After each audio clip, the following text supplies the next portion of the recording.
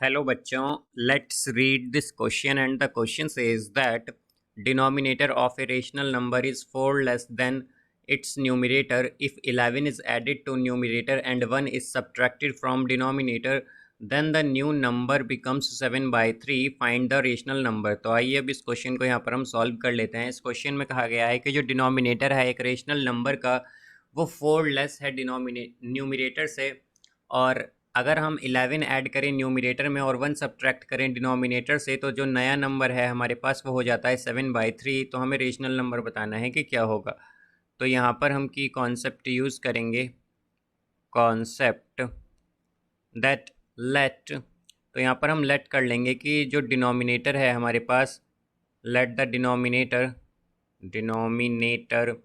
B Y. तो denominator को हम मान लेते हैं वाई और न्यूमिनेटर को मान लेते हैं x and numerator B x. तो यहाँ से अब अगर हम देखें तो हमारे पास जो रेशनल नंबर है वो क्या हो जाएगा। तो बेसिकली रेशनल नंबर क्या होता है, रेशनल नंबर वो नंबर है जो p/q की फॉर्म में हो और जहाँ पर q नॉट इक्वल हो 0 के। तो यहाँ से अगर हम देखें तो हमारे पास रेशनल नंबर क्या होगा, यहाँ पर न्यूमिनेटर हमने क्या लिया है x और डिनोमिनेटर क्या है यहाँ पर y। तो ये p/q की फॉर्म में हो गया यहाँ पर हमारे पास, और यहाँ पर हम कह सकते हैं कि y जो है वो नॉट इक्वल होगा 0 के। अब हमसे आगे कहा गया है कि अगर यहाँ पर हमारे पास जो डिनोमिनेटर है रेशनल नंबर में वो 4 लेस है न्यूमिनेटर से, तो यानी कि डिनोमिनेटर क्या है हमारा, डिनोमिनेटर है यहाँ पर हमारे पास y। तो y क्या है, ये इक्वल है 4 लेस ऑफ न्यूमिनेटर यानी कि x-4 के, बिकॉज न्यूमिनेटर क्या है हमारे पास x। तो इसे हम फर्स्ट इक्वेशन मान लेंगे। अब इसी तरह आगे कहा गया है कि अगर हम 11 ऐड करें न्यूमिनेटर में तो यानी कि रेशनल नंबर क्या है x/y। तो न्यूमिनेटर में हम यहाँ पर 11 ऐड करेंगे, x + 11 बाय, अब और हमें डिनोमिनेटर से 1 सब्ट्रैक्ट करना है यानी कि y-1। तो ये इक्वल आता है 7/3 के। ये आ गया यहाँ पर। तो इसे अब अगर हम क्रॉस मल्टीप्लाई करें यहाँ पर तो ये हो जाएगा 3 × x + 1, x + 11 actually is equal to 7 × y-1। तो यहाँ पर ये हो जाएगा हमारे पास 3x + 11 × 3 क्या होगा 33 is equal to 7 × y 7y और -7 × 1 तो ये 7 आएगा। तो यहाँ से ये आ जाएगा 3x - 7y is equal to, अब यहाँ पर ये -7 है और यहाँ पर ये +33 है। तो ये हो जाएगा हमारे पास, जब हम लेफ़्ट हैंड साइड से +33 को राइट हैंड साइड ले जाएंगे तो ये -33 हो जाएगा और -7 और -33 क्या होगा -40।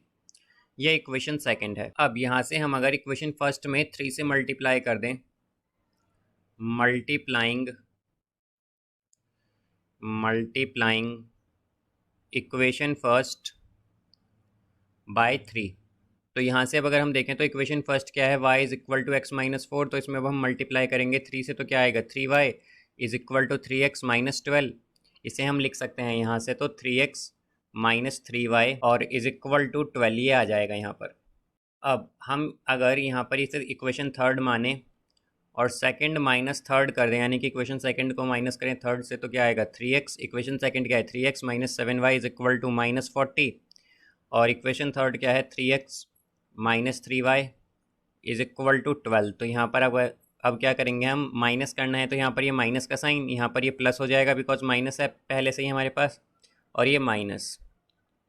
तो यहाँ पर आएगा +3x से -3x कैंसिल और +3y और -7y तो क्या आएगा -4y इज़ इक्वल टू -40 और -12 तो ये होगा -52।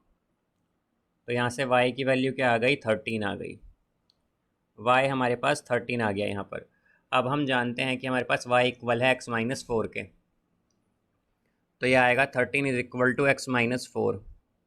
तो x की वैल्यू क्या हो जाएगी 17, ये हमारे पास x की वैल्यू आ गई। और रेशनल नंबर क्या था हमारे पास, रेशनल नंबर था x/y। रेशनल नंबर ये होगा हमारे पास x/y यानी कि x क्या है 17 बाय y हो जाएगा 13। ये वैल्यू आ जाएगी हमारे पास x/y की 17/13 और यही हमारे यहाँ पर रेशनल नंबर है और यही हमें यहाँ पर बताना था। So I hope you understood it well. Best of luck. Thank you.